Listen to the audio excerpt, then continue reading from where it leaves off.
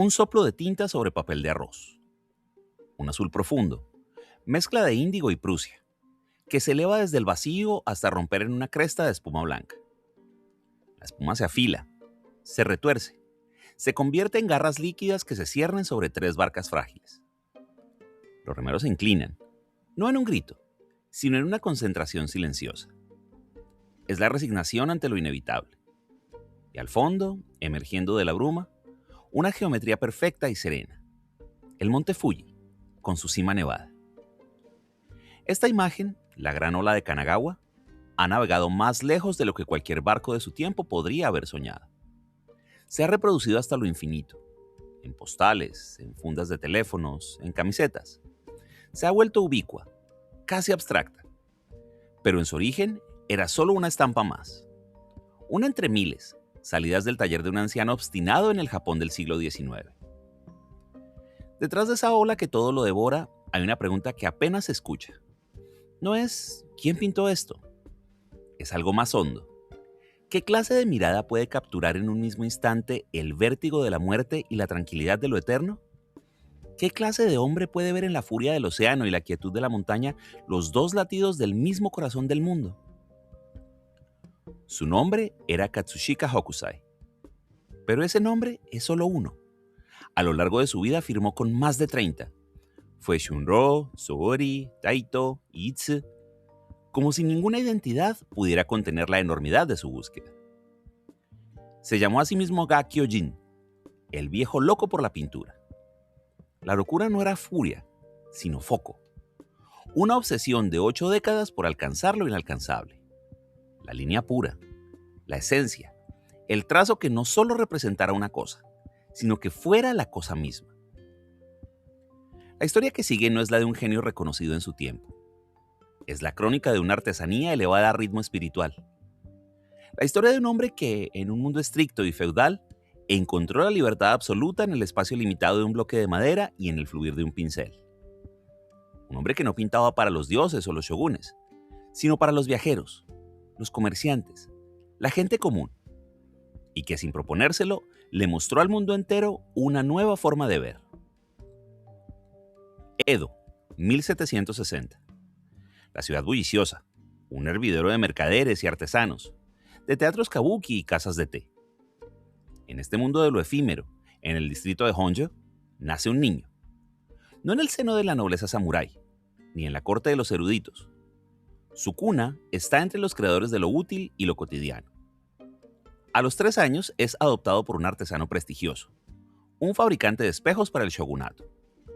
Su infancia transcurre entre los reflejos, entre superficies pulidas que capturan el mundo y lo devuelven, perfecto e invertido. Esa lección temprana, la de la transformación sutil de la realidad, queda grabada. A los 12 años, su camino se desvía hacia una librería de préstamos. Allí, entre pilas de libros y estampas, su verdadera educación toma forma. Sus dedos pasan sobre las impresiones xilográficas, los ukiyo-e, imágenes del mundo flotante. No son tesoros venerados en rollos de seda, son mercancía popular. Retratos de actores famosos con expresiones exageradas, cortesanas de belleza idealizada, escenas de calles y festivales. Son el entretenimiento, el sueño accesible de la clase mercante en ascenso. Pero para el joven son más que eso. Son el alfabeto de un lenguaje visual que habla de la vida tal como es, vibrante, inmediata, desprovista de solemnidad. A los 14, aprende el oficio desde el otro lado. Se inicia en el tallado de los bloques de madera. Siente la resistencia del cerezo bajo el buril, la precisión milimétrica que exige cada línea que luego contendrá tinta. Comprende que la imagen nace de un esfuerzo físico, de la destrucción controlada de una superficie para crear un vacío que al entintarse dará luz a una forma. A los 18, este conocimiento lo lleva a la puerta de Katsukawa Sunshou, un maestro reconocido de estampas de actores. Ingresa a su estudio como aprendiz y recibe su primer nombre artístico, Shunro. Es un bautizo profesional. Ahora es parte de un linaje, de una tradición con reglas estrictas. Su mano aprenderá a trazar los arquetipos del teatro, los rostros estilizados, los pliegues de los kimonos.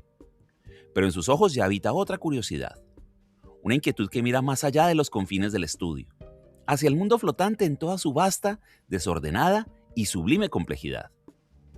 El artesano ha encontrado su herramienta. El artista aguarda su momento.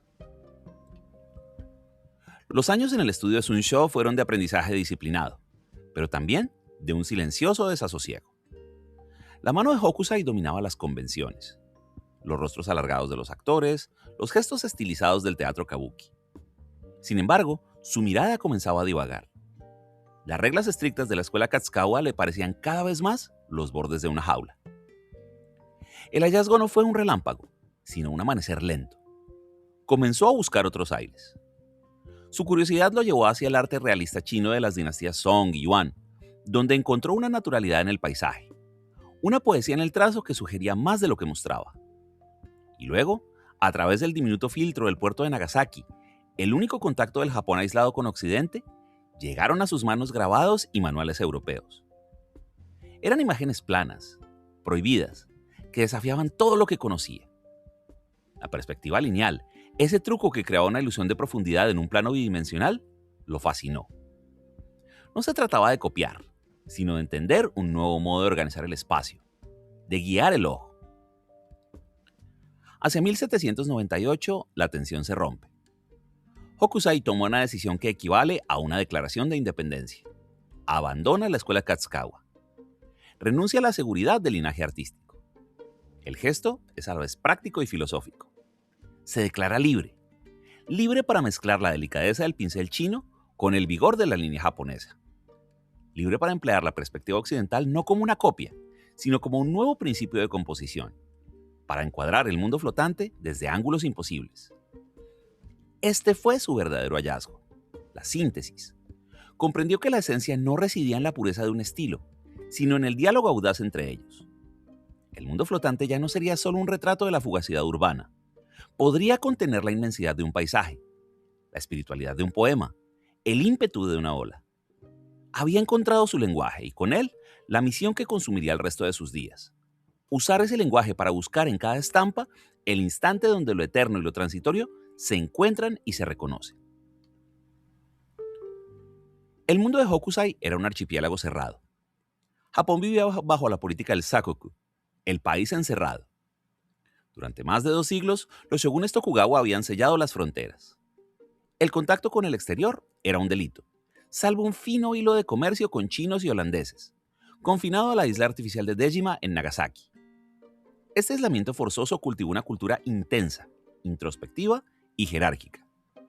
En el arte, la escuela Kanō, con sus paisajes monocromáticos y sus temas chinos clásicos, decoraba los castillos y templos del poder. Era un arte oficial, solemne, un lenguaje de autoridad. Frente a esta solemnidad, en las calles bulliciosas de Edo, Osaka y Kioto, florecía un arte distinto, el ukiyo-e, las imágenes del mundo flotante. No aspiraba a la eternidad, sino a capturar el instante. Retrataba las celebridades del teatro kabuki, la belleza efímera de las cortesanas, la vitalidad de los festivales. Era un arte popular, producido en serie mediante xilografía, accesible para mercaderes y artesanos. No era considerado arte elevado, era entretenimiento, decoración, un producto de consumo. Hokusai nació y respiró este mundo flotante, pero su genio se posicionó en una grieta única. No era un cortesano que pintaba para la élite, ni un artesano que solo reproducía fórmulas comerciales. Era un observador voraz, que desde la periferia del arte oficial absorbió todo lo que pudo. A través de los holandeses de Nagasaki llegaron de contrabando cultural grabados europeos y manuales de perspectiva. Esas imágenes, con su ilusión de profundidad y su realismo anatómico, fueron para él una revelación clandestina. Así, su arte se convirtió en un crisol, donde se fundieron 3 corrientes: la tradición decorativa y narrativa del ukiyo-e, la sensibilidad poética y naturalista de la pintura china y las innovaciones técnicas de Occidente. Trabajó en la era dorada del ukiyo-e, justo cuando los temas tradicionales empezaban a agotarse y el paisaje emergía como un nuevo campo de exploración, impulsado por una burguesía urbana con ansias de viajar, aunque fuera solamente a través de una estampa. Hokusai no pintaba para el shogun ni para los dioses. Él pintaba para el habitante de Edo que soñaba con el monte Fuji, para el viajero que nunca se movería de su barrio. Desde esa posición aparentemente marginal, desde el corazón mismo del arte popular y comercial, emprendió la tarea más ambiciosa: dar forma visual no solo a un mundo, sino a la relación del ser humano con lo sublime que lo rodea. Su contexto no fue un límite, fue el trampolín desde el cual saltó hacia lo universal. El reconocimiento no llegó de los salones de la élite, sino el rumor sordo de la calle y del golpe seco de la prensa sobre el papel. A principios de la década de 1830, Hokusai, ya septuagenario, emprendió con su editor Nishimura Yohashi un proyecto que parecía una apuesta: una serie de estampas dedicadas por entero al Monte Fuji. Bajo el título 36 vistas del Monte Fuji, el anciano artista ejecutó una hazaña de imaginación y síntesis visual. En esta serie, la montaña sagrada dejó de ser un ícono distante. Se convirtió en un testigo silencioso, en un punto fijo, alrededor del cual giraba la vida entera de Japón. Aparecía reflejada en la superficie quieta de un barril de lluvia, enmarcada entre las vigas de un granero, diminuta bajo el arco de un puente rojo. Hokusai había democratizado lo sublime. Lo había traído al nivel de la mirada humana, a la cotidianidad del pescador, del viajero, del campesino. Entre todas las vistas, una se alzó con una fuerza que eclipsaría a las demás: la gran ola de Kanagawa. En ella, todas sus búsquedas convergieron: la perspectiva dramática de influencia occidental, la línea curva y vital del arte japonés, la dicotomía entre lo eterno y lo efímero. El uso audaz del azul de Prusia le dio una intensidad casi sobrenatural. La estampa no mostraba un desastre, sino un momento de equilibrio perfecto y terrible. La serie completa fue un éxito comercial sin precedentes. Su popularidad fue tal que se amplió a 46 estampas. De pronto, Hokusai no era solo un ilustrador conocido, era el pintor que había dado forma al alma paisajística de Japón. Su consolidación fue doble: afianzó su fama entre el pueblo y redefinió para siempre las reglas de un género. El viejo loco por la pintura había encontrado en la paciencia de la montaña y el ímpetu de la ola el lenguaje definitivo para su obsesión. El estilo de Hokusai es una paradoja en acción. Busca la simplicidad de un solo trazo, la línea que contiene todo el aliento de una forma. Pero esa aparente sencillez es el fruto de una obsesión analítica, casi científica. Publicó durante años volúmenes de manuales de dibujo, los Hokusai Manga, que no son cómics, sino enciclopedias visuales. En ellas descompone el mundo visible en sus elementos constitutivos: el giro de un hombro, la curva de una ola embrionaria, la postura de un fantasma, el gesto de 100 artesanos distintos. Son estudios de movimiento, anatomía y carácter. El artista como taxonomista, clasificando la vida para poder recrearla de memoria con una precisión abrumadora. Su línea es el alma de su obra. No es estática, ni meramente decorativa, es cinética. Una línea que corre, serpentea, se tensa y se relaja. Con ella modela el volumen de una ola, la nervadura de una peonía, la espalda encorvada de un anciano. Domina la curva como nadie, pero también domina el vacío. Su composición es audaz, teatral, a menudo cortando la escena con diagonales pronunciadas o primeros planos radicales que deben más a la perspectiva occidental que a la tradición japonesa. Crea marcos dentro del marco. Dirige la mirada al espectador con la mano firme de un director de escena. Este formidable arsenal técnico, sin embargo, siempre está al servicio de una idea más profunda. Hokusai no pinta cosas, pinta relaciones. La relación entre la fuerza bruta de la naturaleza y la fragilidad humana. Entre el movimiento perpetuo y la quietud eterna. Entre el instante congelado, el pájaro en pleno vuelo, el chaparrón súbito sobre un camino y el ciclo que lo contiene. Su obra maestra, La gran ola de Kanagawa, es la síntesis perfecta, la línea curva en su máxima expresión. Una composición diagonal y dramática, y ese diálogo silencioso e inequívoco entre el caos momentáneo de la cresta y la calma geométrica del Fuji. Su estilo, por lo tanto, no es solo una manera de hacer, es una manera de ver el mundo. Una mirada que encuentra lo universal en lo particular, lo eterno en lo fugaz, y que convierte el arte popular de la estampa en un vehículo para la contemplación filosófica. Cada obra es un haiku visual, concentrado, evocador, resonante. Un mundo entero suspendido en el equilibrio perfecto de unas pocas líneas maestras.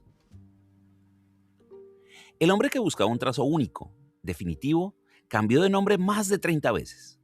Cada nuevo seudónimo, Shunro, Sori, Taito, Itsu, era como una muda de piel, un intento de dejar atrás al artista que había sido para renacer en otro.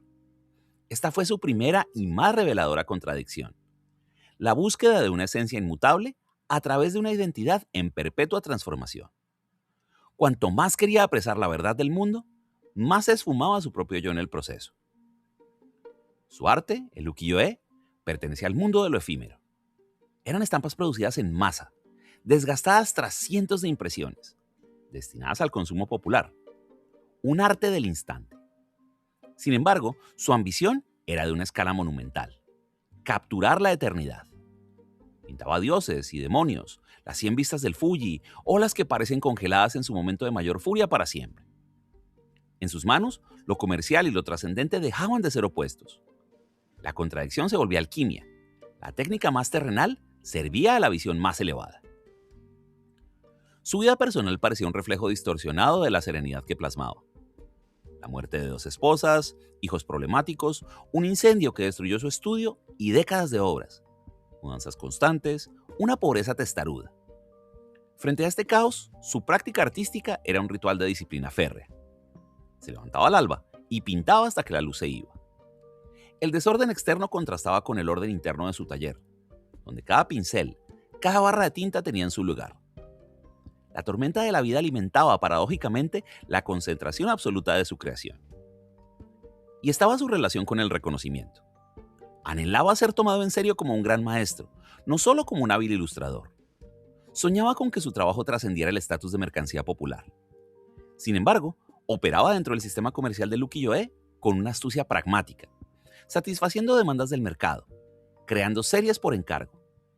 Esta tensión entre el artista que aspira a lo eterno y el artesano que debe vender para vivir nunca se resolvió. Más bien, se convirtió en el motor de su productividad. El amor en la vida de Hokusai no fue un sentimiento grandilocuente. Fue un acto de atención sostenida. Pareció amar por encima de todas las cosas la materialidad del mundo. Amaba la curva de un melocotón, la aspereza de una corteza de pino, la manera en que la lluvia diagonal atravesaba un paisaje.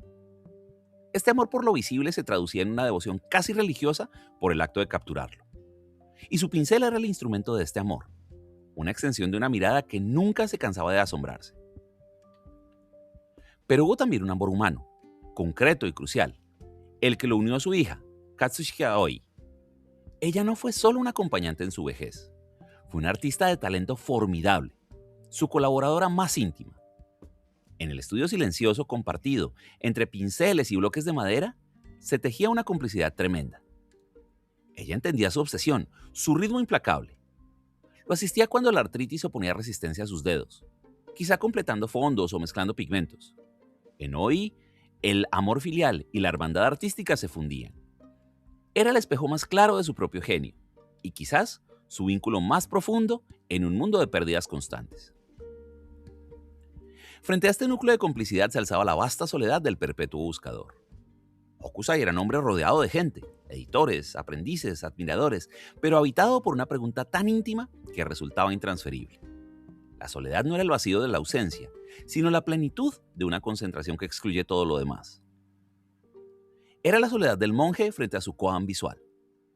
¿Cómo hacer que una sola línea contenga el mar? Esta soledad se hizo más palpable en sus últimos años, tras el incendio que consumió su estudio y gran parte de su obra. Aunque seguía pintando con furia, cada nuevo comienzo era también un recordatorio de todo lo que el fuego y el tiempo se habían llevado.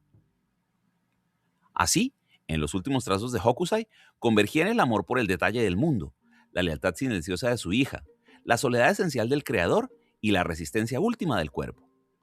Todo se fundía en el gesto final del pincel sobre el papel. Un gesto que era al mismo tiempo una despedida y una afirmación.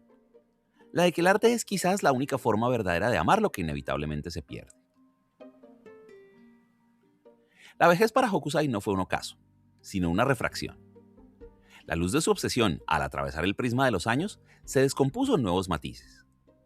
Si en su etapa de consolidación había dominado el paisaje exterior, en sus últimas décadas volvió la mirada hacia un paisaje interior, más vasto y enigmático. Los temas se cargaron de un simbolismo más profundo, casi visionario. Pintó tigres que rugían entre bambúes imaginarios, dragones ascendiendo entre nubes de tinta, figuras de sabios y fantasmas con una línea que se hacía más suelta, más esencial, como si quisiera capturar el aliento mismo de las criaturas, no solo su forma.